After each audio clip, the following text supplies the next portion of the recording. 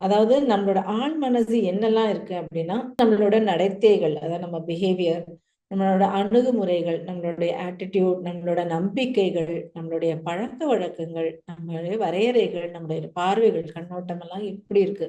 இதுதானே நம்மளுடைய மெஜாரிட்டியானோட பிஹேவியருக்கு உண்டான ரீசன்ஸ் இதெல்லாம் தானே. இப்போ இதெல்லாம் வந்து நம்ம நினைச்சிட்டு இருக்கோம், யதார்த்தமா நம்ம எல்லாம் பண்றதெல்லாம் வந்து நம்ம கான்சியஸா நம்ம பண்ணிட்டு இருக்கோம் அப்படின்னு நினைச்சிட்டு இருக்கோம். ஆனா ஆக்சுவலா பாத்தீங்கன்னா, இதெல்லாம் நம்மளுடைய ஆழ் மனதுல வந்து பல வருஷங்களாகவும், பல ஜென்மங்களாகவும் உள்ள நமக்குள்ள ஸ்டோர் பண்ணியிருக்கு. நம்மளுடைய ஆழ்ந்த செல்கள்ல வந்து இது ஸ்டோர் பண்ணியிருக்கிற ஒரு மெமரியில இருந்து தான் நம்ம தினம் இயங்கிக் கொண்டிருக்கிறோம். வெறும் 10% தான் நம்மளோட கான்ஷியஸ் மைண்ட் நமக்கு தெரிஞ்சு நம்ம செய்யறது. அதாவது நம்ம கற்றல், நம்மளோட ஆழ்ந்த சிந்தனை, முடிவெடுத்தல், காட்சிப்படுத்தல், விஷுவலைஸ் பண்றது, பகுத்தறிவு, அனலைஸ் பண்றது, முடிவெடுக்கிறது. இதெல்லாம் 10% தான் நம்மளோட கான்ஷியஸ் பிரெயின்ல இருந்து நம்ம செஞ்சுக்கிட்டு இருக்கோம்.